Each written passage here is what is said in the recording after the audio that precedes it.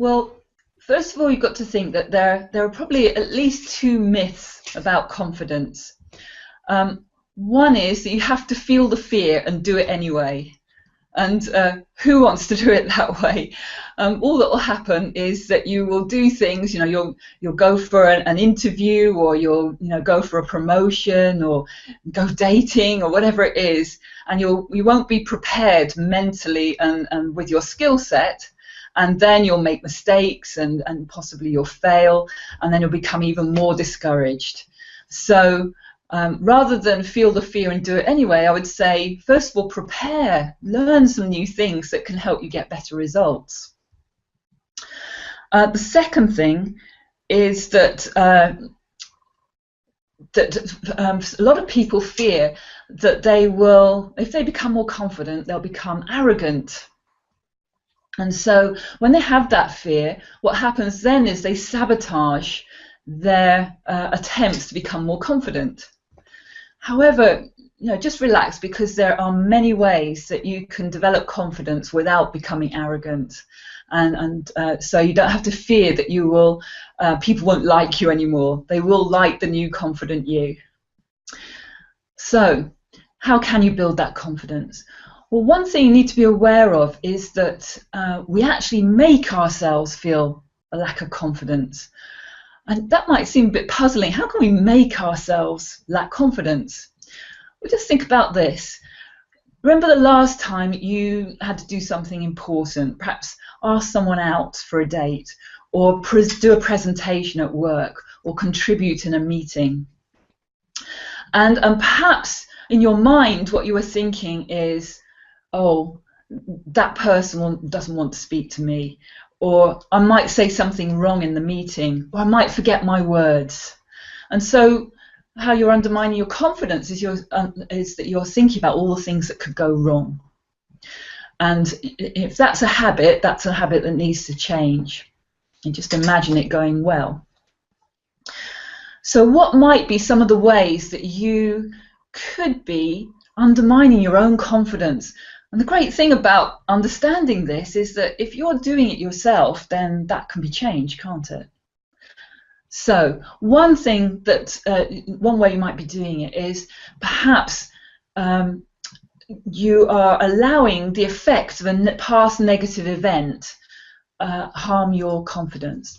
Let's just say, for instance, when you were at school, you put your hand up and you gave an answer and it was the wrong answer and everybody laughed at you. And perhaps you made a decision, or you thought, speaking up in public's a dangerous thing. I'll get laughed at. And from that point on, you made the decision to keep a low profile, to keep quiet in meetings, to avoid doing presentations and all those things where the spotlight might be on you. And whereas actually, what you did was you learned the wrong thing from that. You learned that it was bad to have the spotlight on you, rather than actually you just needed to do more research or learn a few more things. So one thing is, any negative event in the past that might be holding you back in the present needs to be cleared. So another thing that you might be doing to undermine your own confidence, you might be valuing the wrong things. So often when we lack confidence, we value certainty. We want to know exactly what's going to happen, that it'll all turn out okay, that everybody will love what we do, and that we won't make a mistake. And you can't have that certainty. We don't know exactly what's going to happen. We can't please everybody. So, well, what would you need to value instead? Well, you could value the adventure of it, the curiosity. I wonder if it will work if I do it this way. I wonder what will happen if I do it that way. And you can also develop skills for dealing with people's negative feedback. So, a third thing that you might be doing to undermine your confidence is letting negative beliefs live in your brain. So things like, I can't do, or people like me never do that, or I know what they're going to say, they're going to refuse, or it's bad to make mistakes, all those sorts of things that hold you back. And basically what you need to do is change that to useful beliefs like learning is, making mistakes is part of learning. Making mistakes is part of learning. That might be a useful belief that will then allow you to have more courage to try new things, to go out on a limb. So what else might you be doing? Your language might be undermining your confidence. Let's say you've got an interview to go to or a sales meeting to go to, and maybe you're talking about it in the language of the Sun newspaper. So you're saying, shock, horror, I have an interview, or I've got this high pressure sales meeting coming up.